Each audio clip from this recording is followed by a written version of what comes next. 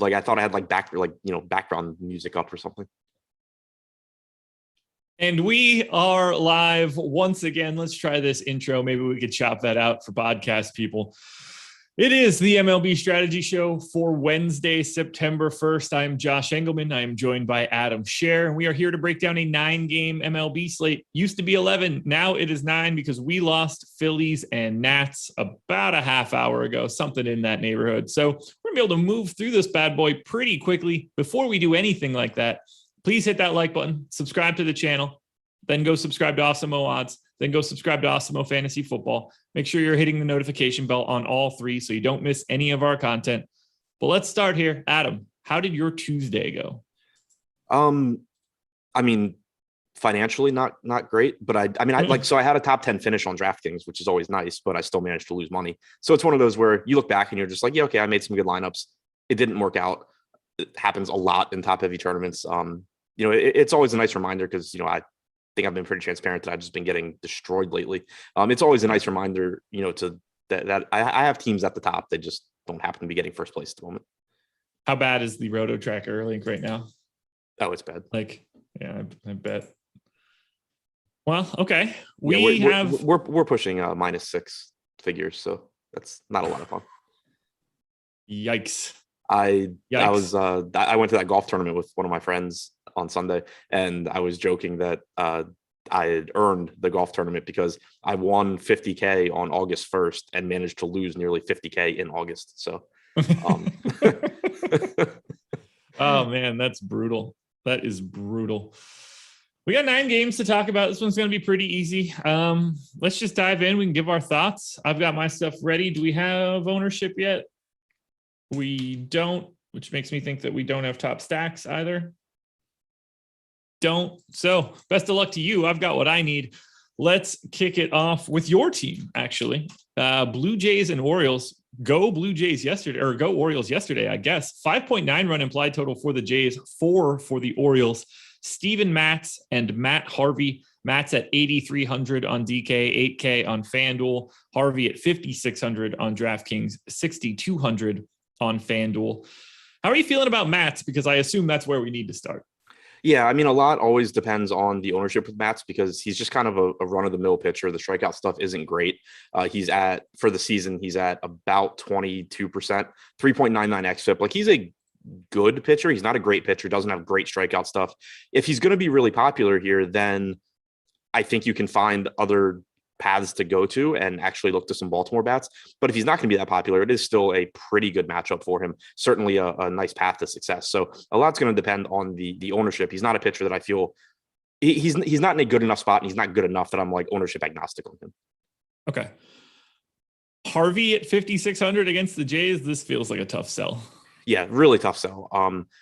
Harvey, not good. Again, probably not as bad as people kind of like to joke that he is, but still not good. And Toronto is just such a tough team to take pitchers against, even good pitchers, because not only do they have so many good hitters in their lineup, but they don't strike out a lot. So they're just not one of these teams where it's like, oh, well, they do offer upside, even though they're going to just smash a high percentage of the time. It's like, even when they don't do well, a lot of time they're putting the ball in play and just making outs. So pretty tough sell on getting to Matt Harvey, I think. Yeah. I think it's going to be a little bit easier to get to what I have as the number one stack for today, what I fully expect to be the number one stack on our top stack tool as we move forward. I have them at 14% likelihood of being the top stack. That would be the Toronto Blue Jays against Matt Harvey. I don't really have much of a selling point. Their ownership will matter down the line for sure, but this is as good as it gets. Yeah, it's similar to yesterday. Like, Keegan Aiken, just not a very good pitcher. Matt Harvey, not a very good pitcher. You're still going to fail a lot. It's baseball. You still need to pay attention to the ownership. Obviously, if you didn't have a lot of Toronto yesterday, you put yourself in a pretty good situation in tournaments because they were so popular. That's something we talk about a lot, that even when spots seem like they're can't miss in baseball, they miss a very, very high percentage of the time because it's baseball. So, here it's still a good spot for them, but it's going to depend how much ownership they're getting because there are still 17 other teams on the slate. Yep. Yeah. Look, the Blue Jays could be, if we had a full slate and they were at 10% to be the top stack on a given day, they're still like I don't know, 75-25 to not be a top stack through the entire series against Baltimore. That's how difficult it is to just push yourself all the way to the top. But for now, every single piece of this Blue Jays lineup outside of potentially Jared Dyson in the 9-hole looks like a double-digit ownership lock button type play. It's just, and when I say lock button, I mean, for baseball, not necessarily like make 150 lineups play these guys in 150 of them. This is just going to be the top of this. Like, it's the tip of the spear. It has to be today. I don't see who the Yankees, I guess, can get there. The Twins can get there, but I think the Blue Jays, given the matchup, given the lineup, given the ability to face Matt Harvey, this is the spot. Do you think so? Like, what's your stance on a day like today? 9 games, so 18 teams. Let's say they're at like -2, -3 leverage. Basically the same sort of scenario as usual, where you'll probably have a little bit of them in 5-mans, probably a little bit less, more likely to be filler in the rest of your lineups. Yeah, and it also kind of depends how the other teams at the top look. Like you had said, the Yankees are in a good spot. It's going to depend, are the Yankees going drastically underowned? In that case, I'm just going to go to a bunch of Yankees. If the Yankees are a little bit underowned and Toronto's a little bit underowned, then I'm just going to be kind of using both teams as filler most likely. So it really depends how they look relative to those other teams, but clearly a good spot. Corey Dickerson looks like a really good value, assuming he's in the lineup at 3,200. The Blue Jays, I think, are pretty likely not to have Springer today. He aggravated something running the bases yesterday and left the game early. So on the one hand, that waters down the lineup a little bit. On the other hand, it should make them a little bit less expensive. Orioles bats, I actually have them 9th overall. You get what's looking like 9 righties against Steven Matz. Matz's ownership will be helpful to see moving forward, but I think there's a case to be made to get to Baltimore.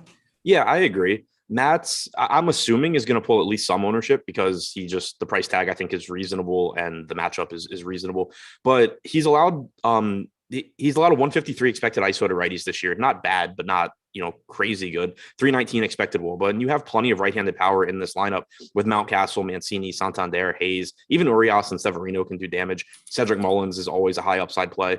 I'm pulling it up now, but in the past, if I remember correctly, Steven Matz has not been good at holding runners either, which would benefit Cedric Mullins in particular. This season, he has allowed 5 stolen bases. So the last 2 seasons, he's graded out as average at controlling the running game. Prior to that, he'd been below average basically every season of his career. So even if you call it a neutral stolen base matchup for Mullins, he'll probably try and run. So he gives you some upside as well. As long as they're not pulling much ownership, I do think Baltimore looks like a pretty appealing tournament stack. Yeah, you and me both. The price tags are really easy. 3 separate guys in the lineup with dual eligibility, including a lot of options in the infield. Looks pretty good. Decent game to target as far as I can tell. Let me go ahead and pull up weather, considering I know you might be getting clocked with it later today per the MLB Shows channel. Yeah, it's supposed to get hammered. Not going to matter. Across the board, weather looks like it's going to be fine. We already handled the Washington game, so good stuff. I don't have much else for Blue Jays and Orioles, so since we only have 9 games, favorite Blue Jays bat, favorite Orioles bat. Favorite Orioles bat. I mean, value-wise, I think it's Hayes at 3,100. Mountcastle at 4,200 looks pretty good. From the Jays, as far as value goes, I like Dickerson a lot. Overall, it's obviously always going to be Guerrero. The guy popping up most for me in a sim for the Orioles was Jorge Mateo, Flatman, 2K, dual eligibility, second and short.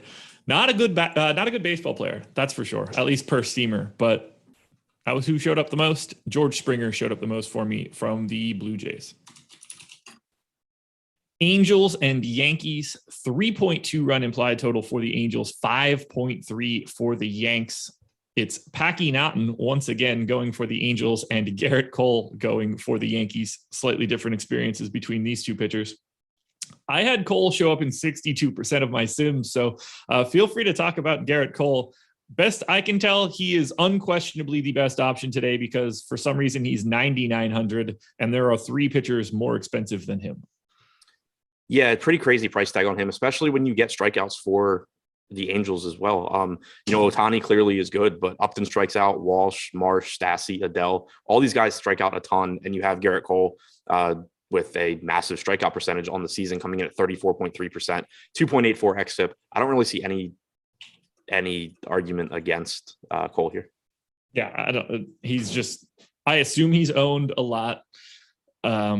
And I don't think that I will care at all, because to me, this is fantastic. 3.2 run implied total for the Angels. Even when I run my numbers, I only get it to 3.4. So Gerrit Cole for 9,900 sounds pretty darn good to me. 11,200 on the FanDuel side. He's $300 less expensive than Max Scherzer, but the second most expensive pitcher. He's still going to be my favorite there. I love this as a strikeout matchup. Marsh, Stassi, and Adele at the bottom of this lineup, if they're there, all 30% strikeout guys. Upton and Walsh still K a ton. Ohtani strikes out a bit. This all looks really good for Cole. How does it look for Packy Naughton? Doesn't look great. For one, he shouldn't be any good in the major leagues, I don't think. I know we talked about him the other day, and then he didn't pitch, I don't believe, but he's thrown 5 1/3 innings in the major league so far in his career. He's 25 years old. Fangraphs has him as the number 22 prospect in the Angel system, unranked overall. 56 innings at AAA this year. He struck out 21.7% of hitters. Steamer projects him for a 5.17 FIP.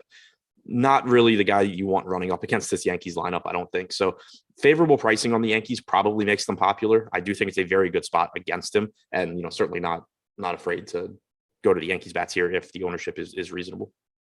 So I had the Yankees come in third overall for my top stacks. One of the 3 teams that are north of 10% odds, along with the Twins and the Blue Jays. Definitely a spot that I'm trying to target, that's for sure.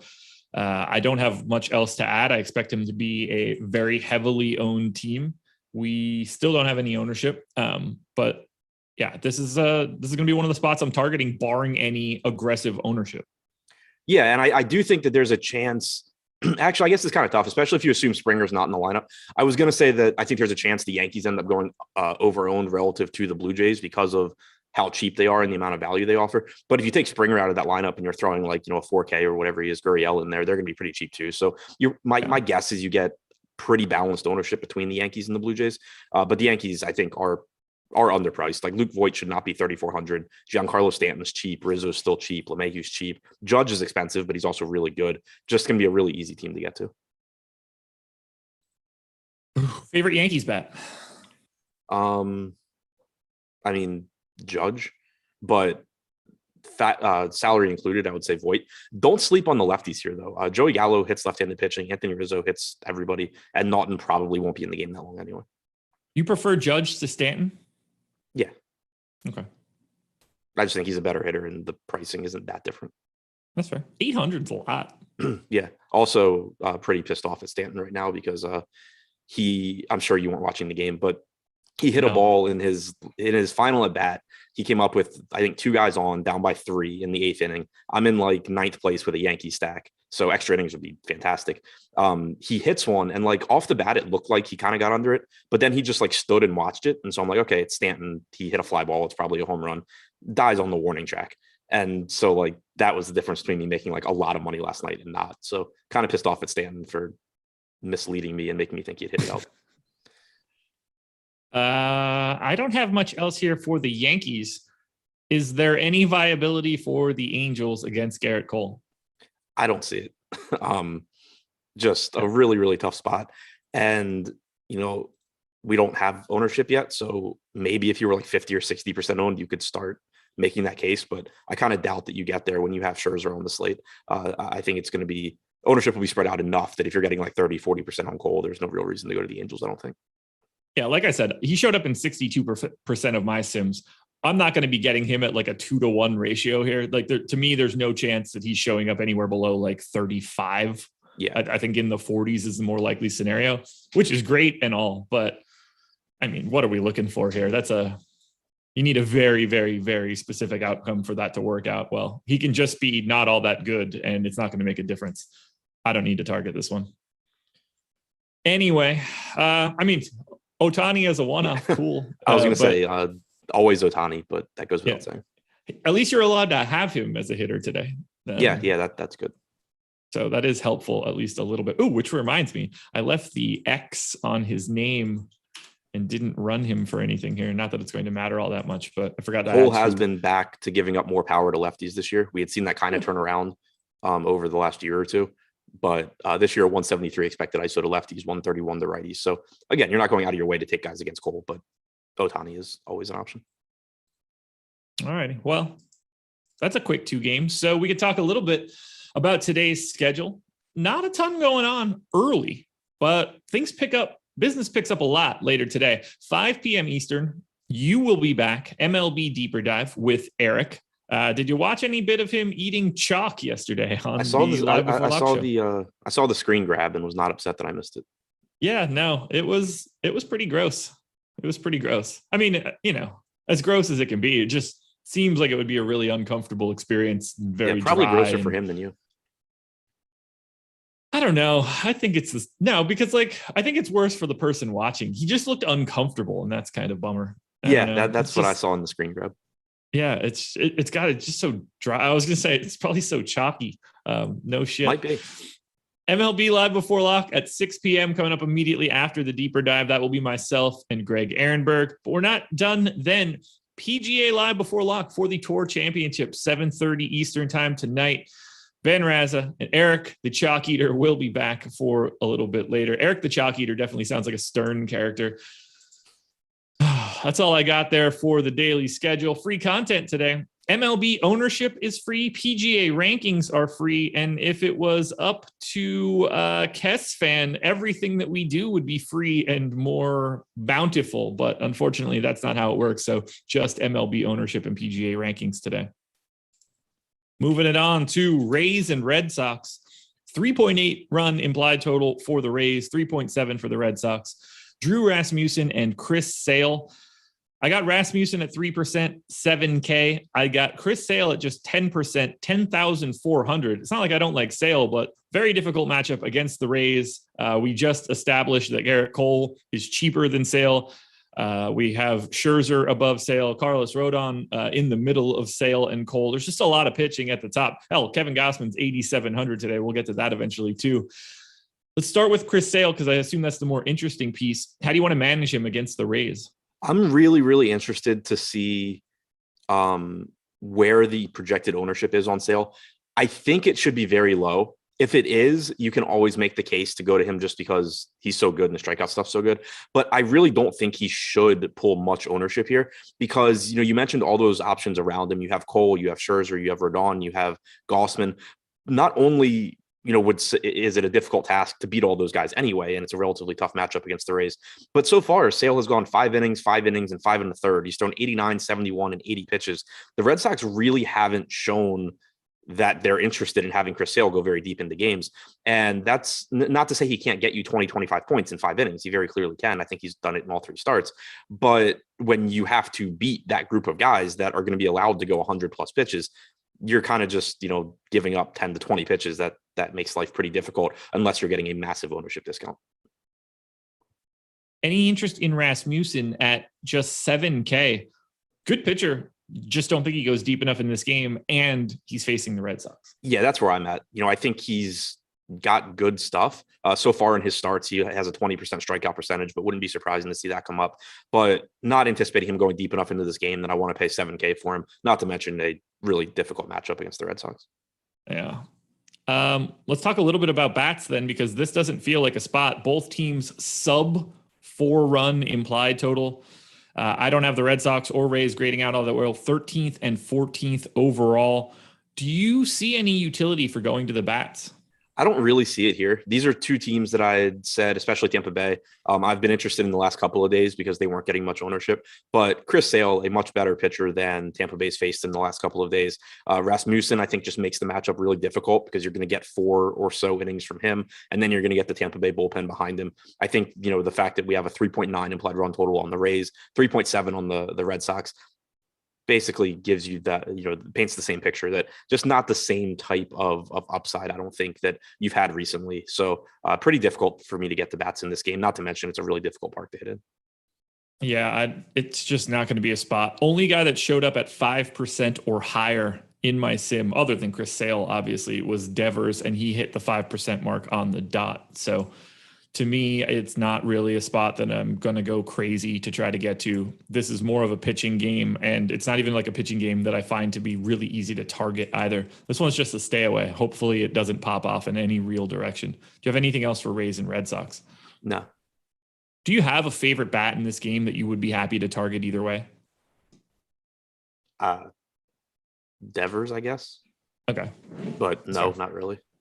Didn't think so. Tigers and A's, 4.2 run implied total for the Tigers, 5.3 for the A's. Willie Peralta and James Caprillion. Peralta did not show up in my sims. Caprillion at 8,500 didn't really either. Got to 7%. So my question to you is this. Are Peralta or Caprillion on the table for you today?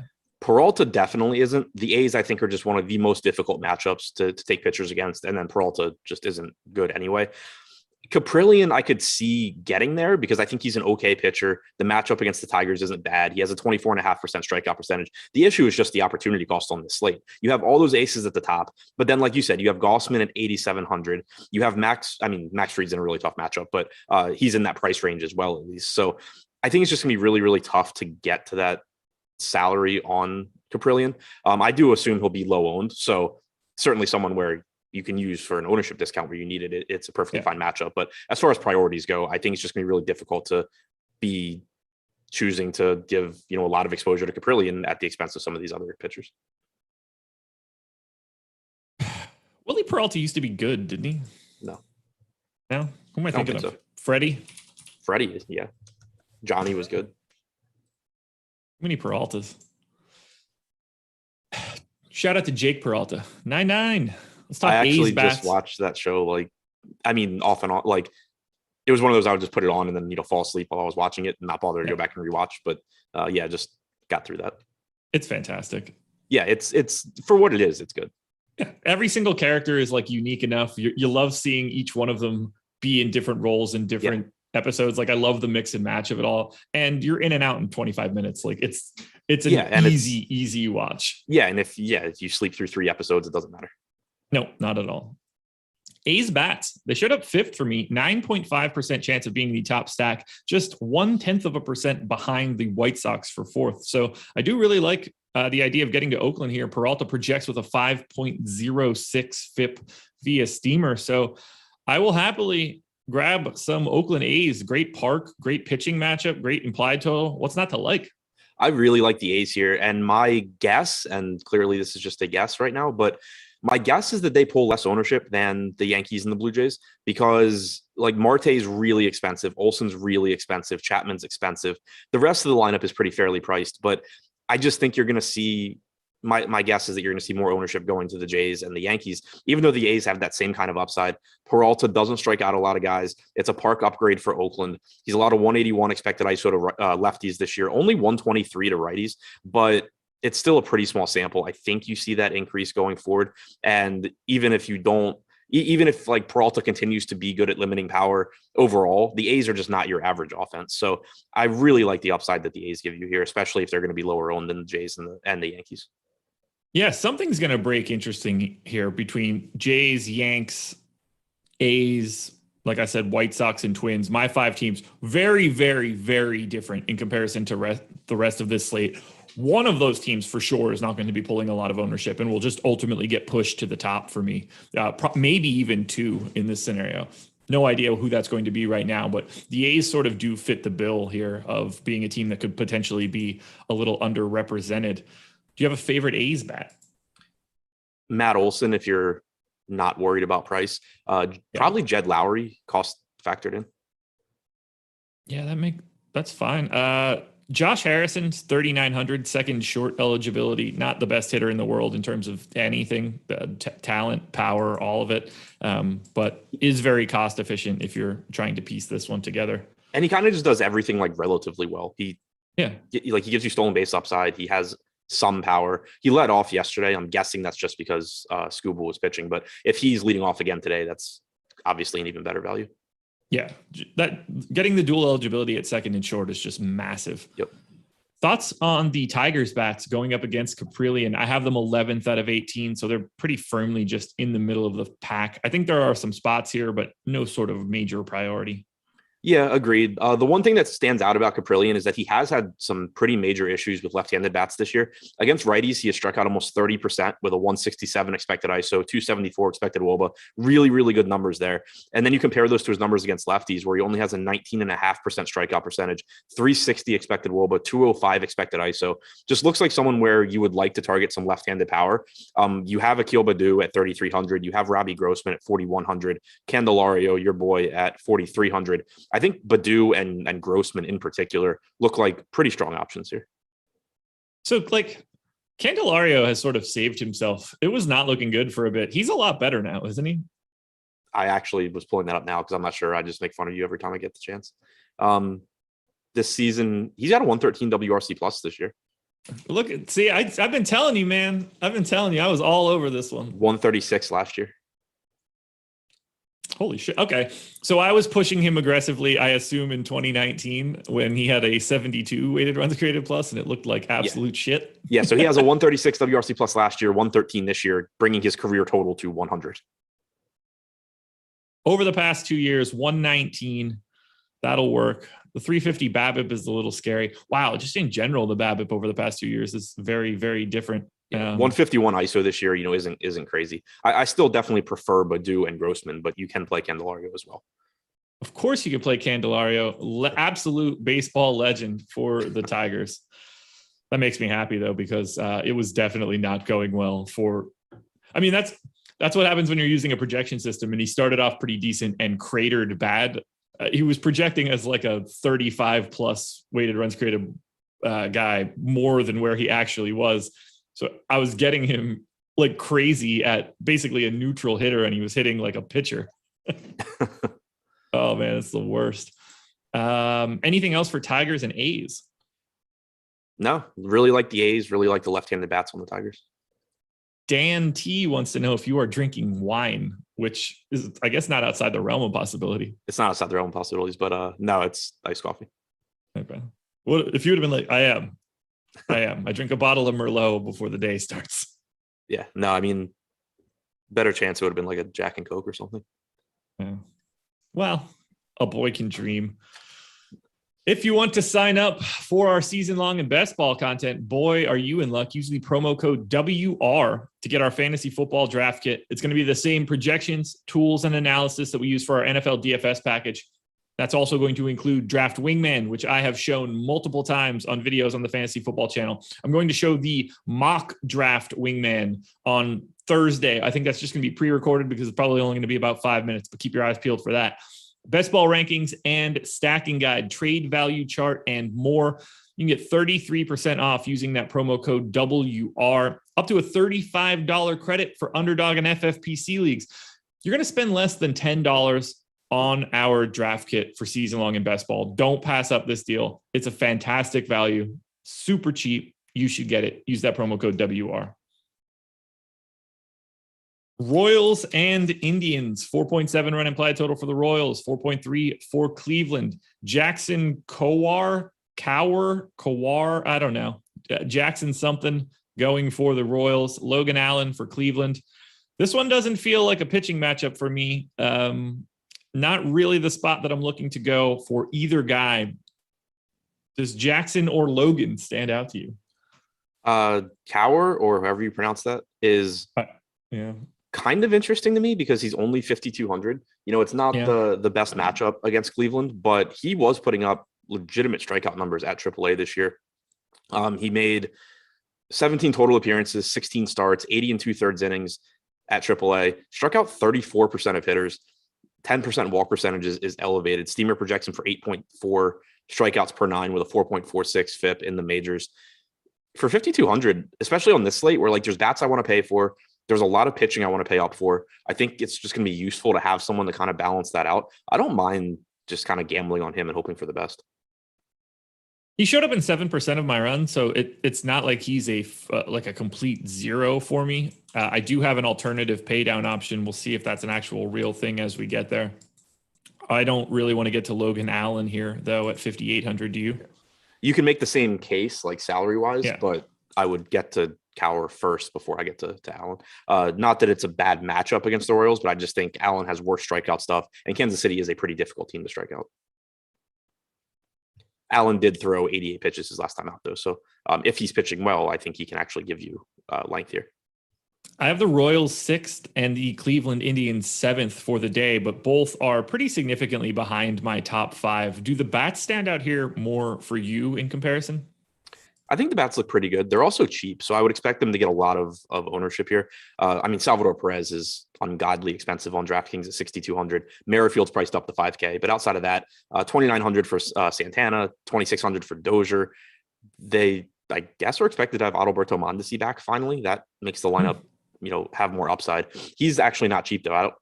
DraftKings has just been like screwing up the pricing on everyone that comes back from the injured list. Like Byron Buxton comes back at 2,900. Now Mondesi comes back at 4,700. So not really sure what their criteria is for who gets their price lowered. But it's overall, I think, a pretty good spot for Kansas City. I do think there's a chance that they get a little bit more ownership than they deserve because of the value going to guys like Santana, Dozier, Lopez, Benintendi.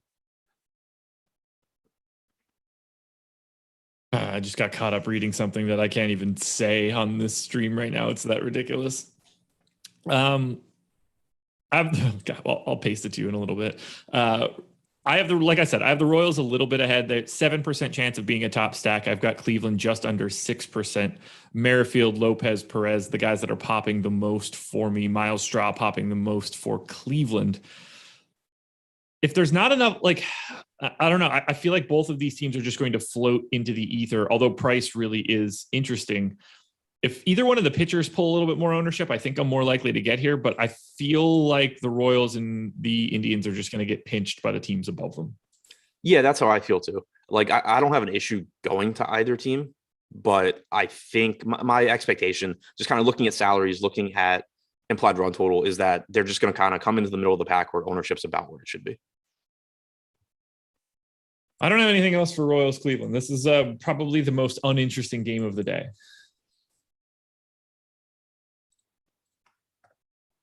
This one's not, though. Twins and Cubs.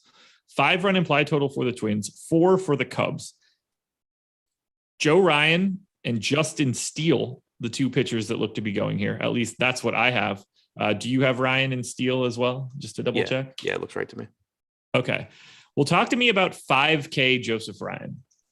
He is facing the Cubs, so he's in play. Yes, he is. Literally all a lot for me. So, the floor is yours on explaining who the hell he is.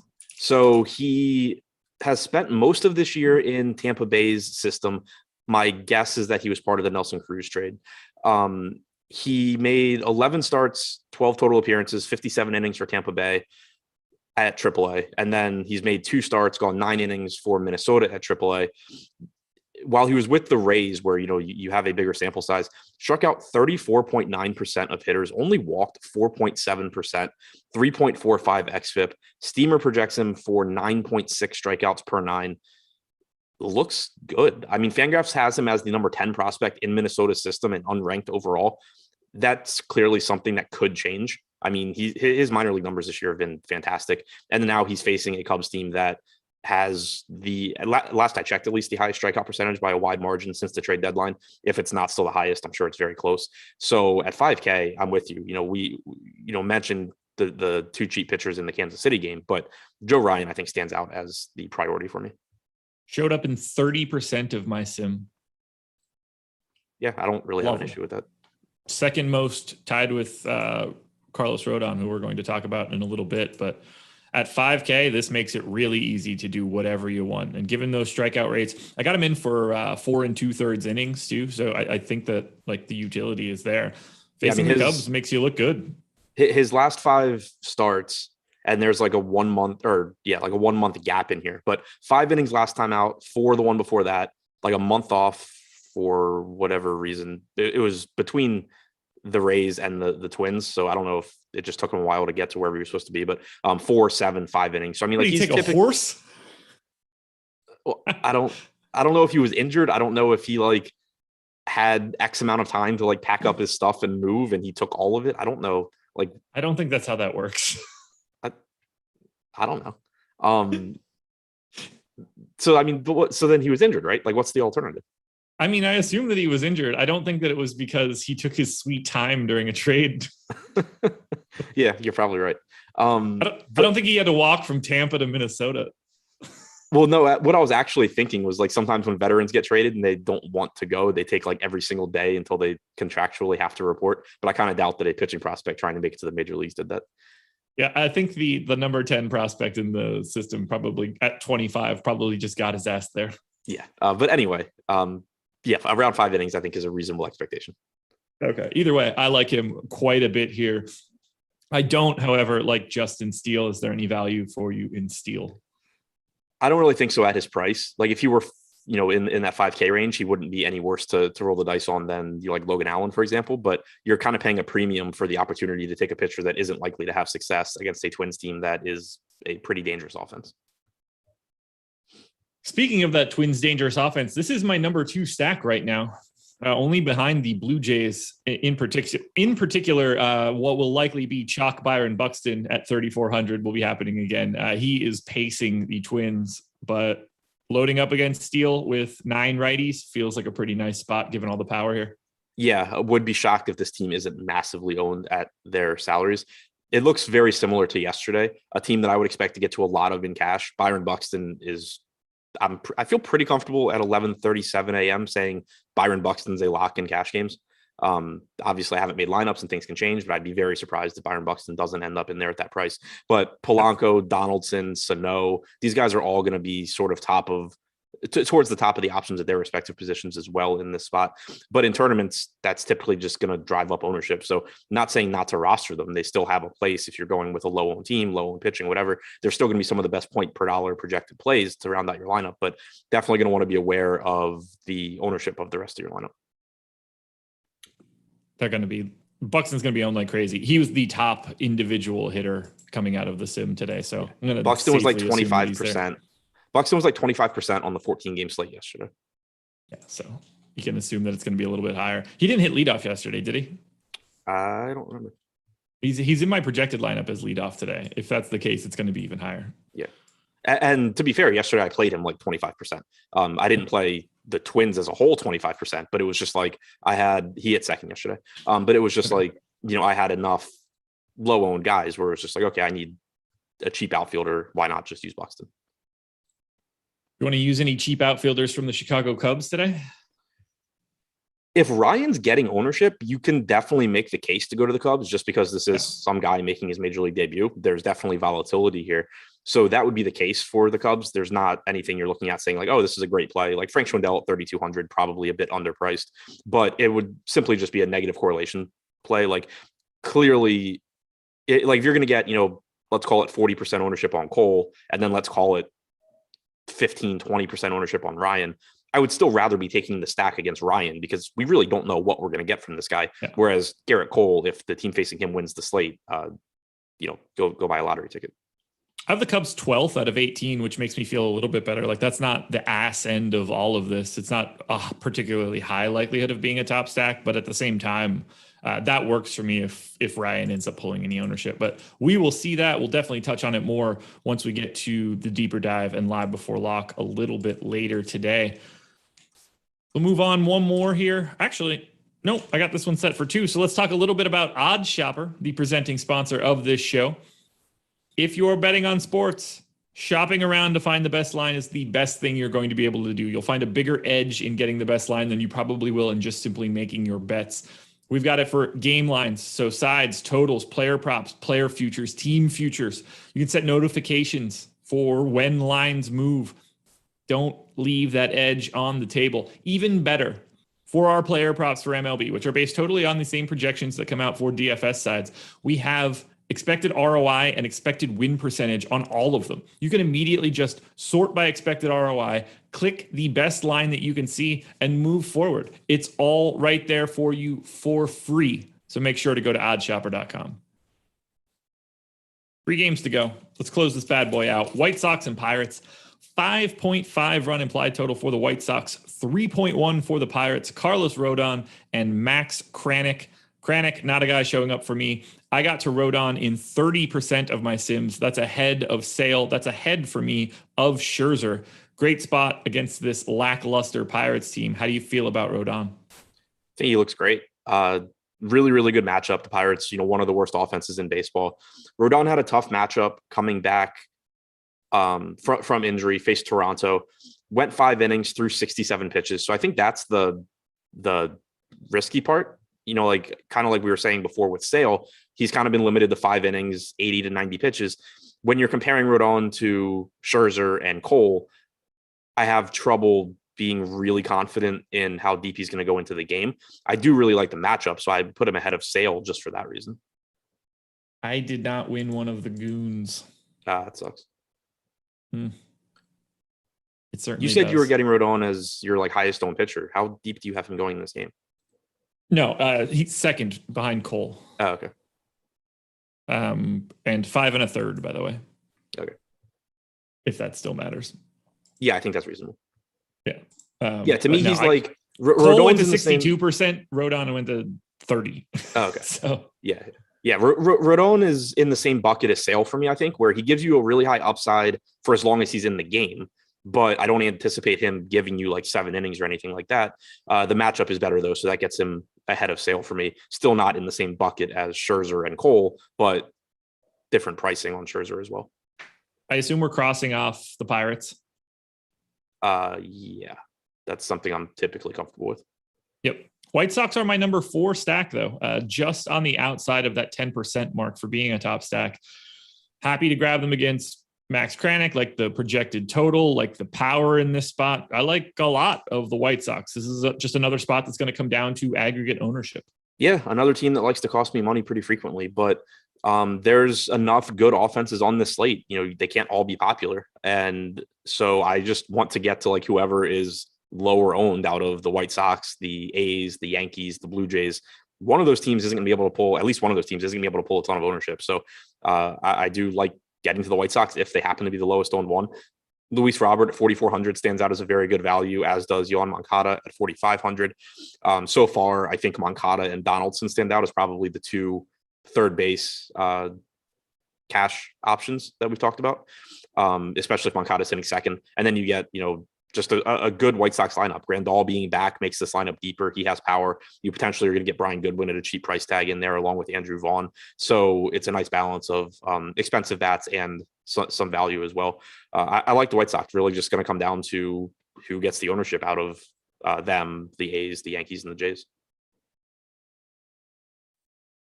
And we will find that out at some point in time today, likely closer to the deeper dive. So I don't have anything else for White Sox and Pirates. Who's your favorite White Sox bat? Lubob?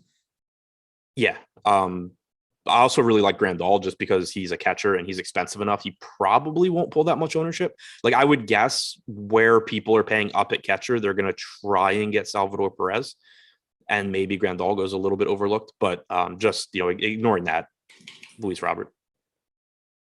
4.2 run implied total for the Giants, 3.3 for the Brewers, Kevin Gausman and Brett Anderson. Doesn't feel like a Brett Anderson day. Does feel like a Kevin Gausman day today. 18% coming out of my sim, taking on a Brewers team that's, a little bit above average. I'm actually surprised to see them as low as 3.3 runs. But then you think about the fact that they are playing in San Francisco, and that certainly helps.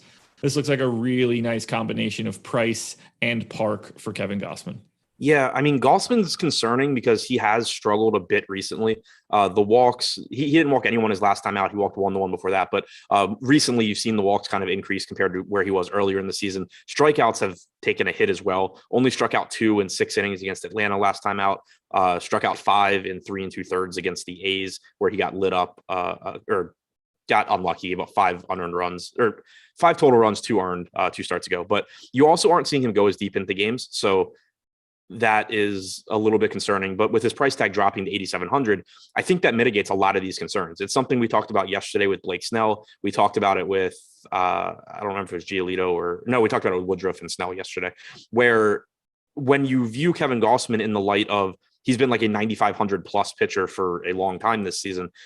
You're a little concerned about all the things I was just saying, but when you knock $1,000 off of his salary, that's kind of saying like, okay, he has these concerns. We're pricing him for it. And now he's not really as risky because that's factored in. If we didn't have those risks, he would be one of the most obvious plays on the slate at this salary. So still willing to get there. But definitely, be aware that he has dropped off a bit as the year has gone on.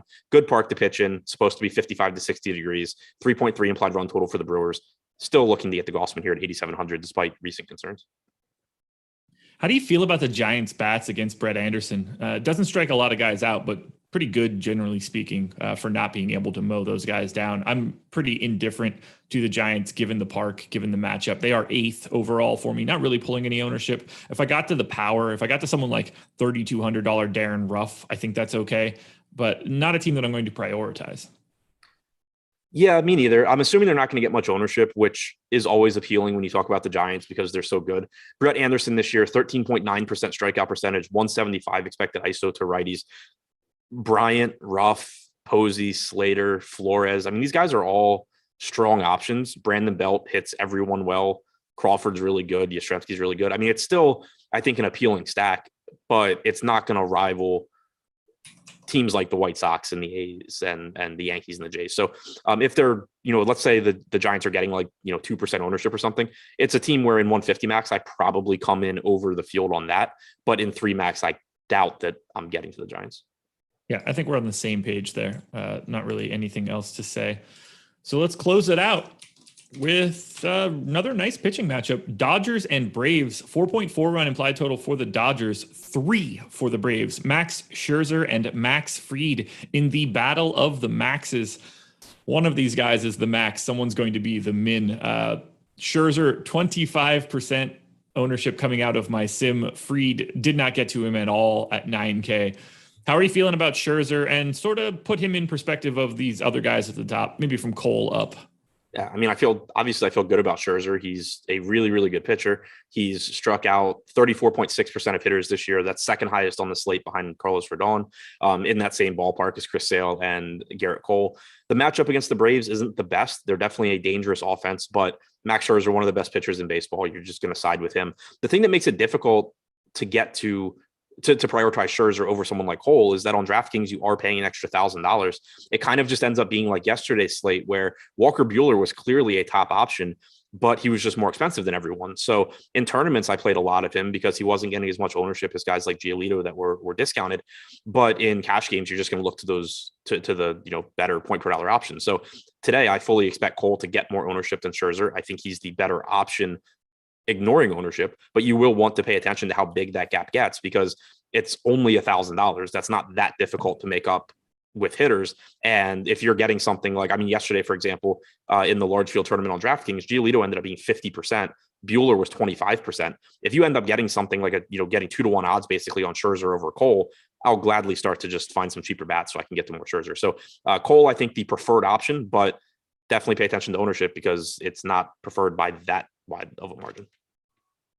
I don't get the sense we're going to talk about a lot of bats here, but we got ownership 5 minutes ago. So I think that we can consolidate some of our thoughts in a summary, if that works for you. Yep. But do you have any individual Dodgers or Braves thoughts other than, if you want to pick off some individuals, it's okay?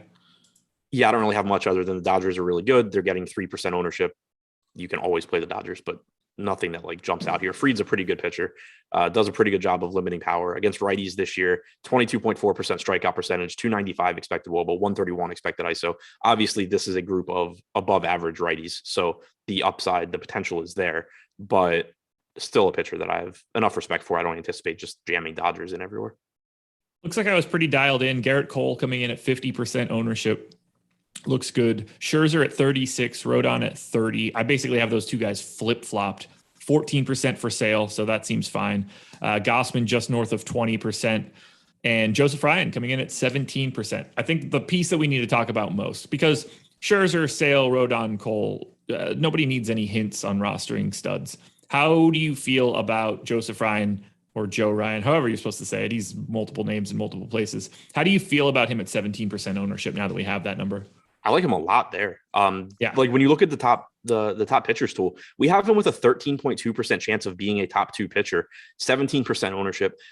At first glance, you can say, oh, well, he's projected to go a little bit over-owned. That's ignoring that he's $5,000. He has a 44% chance of being a top 2 value pitcher. So what's going to happen is he's just not there. There's really nothing that's going to knock him down too much for me because when I just, my metric that just looks at top 2 pitcher percentage and ownership will ding him slightly, but not really that much. But then when I also factor in just getting, the best projected lineups, he's just going to skyrocket. So I would expect the way things look right now to just get massive amounts of Joe Ryan. You and me both. From a stacks perspective, now I could actually sum it up. We could look at the top stacks tool as well. And as I refresh that, we've got Toronto at the top, slightly overowned. We've got Oakland second, which is interesting to see, massively overowned. The Yankees are third, and they are slightly underowned. White Sox FanDuel? Fourth. Am I? I am. Mother funker. Honestly. All right. Toronto at the top, slightly overowned. Oakland second, neutral. Yankees third, neutral. White Sox fourth, slightly overowned. The Minnesota Twins are the problematic team here, massively overowned, which I agree with. I think the Blue Jays and the Yankees are my two preferences. I think the Twins and the White Sox are a little bit overowned. The A's, to me, probably a little overowned as well. What's your summary thoughts now that you see this ownership? Avoid the Twins, I guess. Yeah, pretty much. Yeah, right now, like none of these teams are really going to jump out as far as one that I would expect to be playing a ton of. It kind of just looks like I'd be getting to Toronto, getting to Oakland, getting to the Yankees, getting to the White Sox, but probably not at like crazy amounts for any of them. Baltimore, I think, is a team that I'd be using, like mixing in with those teams a lot. I think I'd be mixing in a lot of Cubs. You know, again, I expect to play a lot of Joe Ryan, but where I don't, the Cubs are projected to be underowned and Ryan's projected for ownership. So I'd be getting there. Probably just mixing teams like that in with those teams at the top, the way it looks right now. Orioles are my number one leverage stack. So I like that shout out. I'm glad we said it too earlier. Cubs are third, just behind the Red Sox. And that does not even factor in the bonus that you get from Ryan pulling in the ownership. So I think we're looking good here. Anything else you want to add before we get out of here? No, I think that's about it. Deep dive today? Yeah, deep dive will be out in a couple hours. Deeper dive after that at 5. Hopefully I still have power and internet by then. There we go. I'm on Live Before Lock, so whether you have power or internet is not going to be all that important to me. I can't fill in for you, so that's that. Good luck today, everybody. Keep your eyes peeled for the deeper dive, Live Before Lock, and PGA Live Before Lock later today. 9 games up, 9 games down. We are out of here. Have some fun tonight, everybody.